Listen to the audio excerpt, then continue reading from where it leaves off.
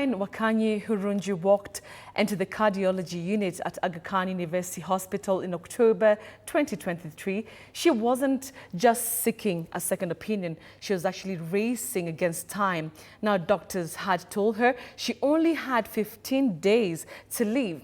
Now, what followed was nothing short of extraordinary. A calm and assuring surgeon, a welfare team that stepped in when all hope was lost, and an open heart surgery that brought her back from the brink of death. After months of pain, Caroline finally found healing and a second chance at life. Take a look at this. At just 27 years old, Caroline had already stared death in the face. Diagnosed with rheumatic heart disease, a preventable condition that started as an untreated throat infection during her childhood, Caroline's heart had slowly deteriorated, 2 valves damaged beyond repair. My journey began at 2021.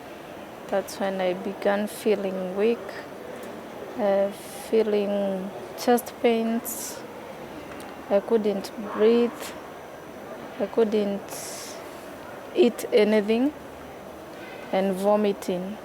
Caroline's heart was under constant surveillance.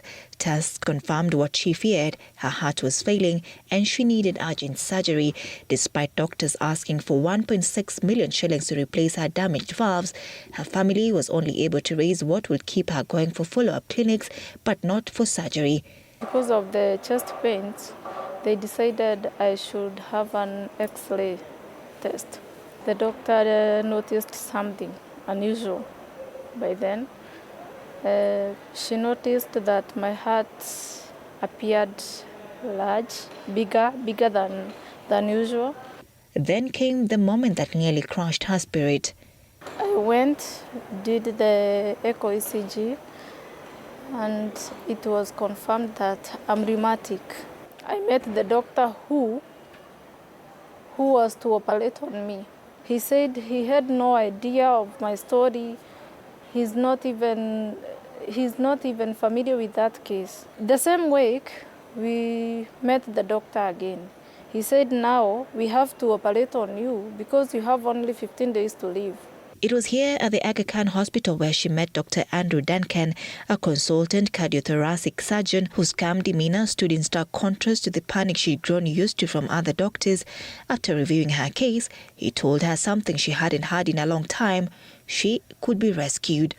The session we are getting in is not what I saw. It was narrated now because everything changed. On October 23, 2023, Caroline's long-awaited surgery took place. It was successful, but the next morning, things took a terrifying turn. Her heart stopped twice.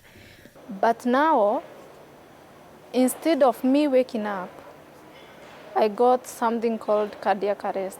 Dr. Peter Ogutu, a cardiac surgeon at ACU, remembers that morning vividly. Caroline had had an arrhythmia, an irregular heartbeat that caused her heart to stop pumping entirely, prompting an urgent referral to reopen her chest right in the ICU.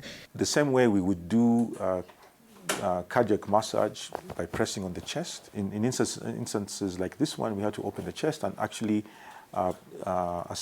massage the heart manually. We realized that the heart was not recovering, was not taking over its function. As Caroline's heart failed to restart, the team made a critical decision to connect her to a machine that temporarily takes over the function of the heart and lungs, a last resort used only in the most severe cases of heart failure.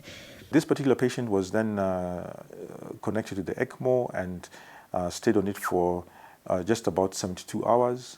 And in between now, we could see that the heart started recovering slowly. You could see that there was a bit of action and function of the heart. But even after Caroline wasn't out of danger, she remained unconscious for 40 days, lost her memory, and developed a wound infection, with her weight also dropping drastically. I remember all the body parts have failed. So now we are dealing with a fragile heart, and we have dialysis to conduct because my kidneys had failed, my liver had failed by then. I had lost my memory. I couldn't remember anything. I couldn't talk. I couldn't walk. Today, her heart is on a steady path to recovery.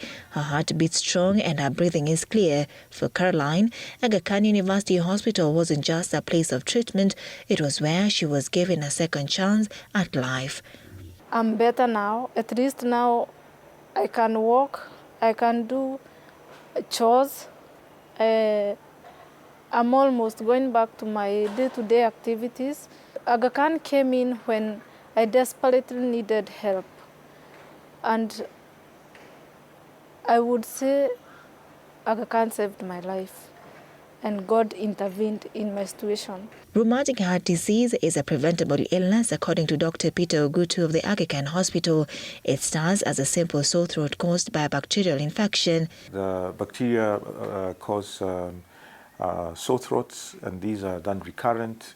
And normally when a patient is maybe in their primary school years, then the bacteria get onto the heart valves, and then they start destroying the heart valve very slowly and gradually. Dr. Ogutu notes that early treatment of sore throats with simple penicillin injections can prevent RHD entirely, and once someone is diagnosed, they must get monthly injections to slow the disease down, along with medications to control heart rate, prevent strokes, and manage symptoms. Anne Odida, TV 47.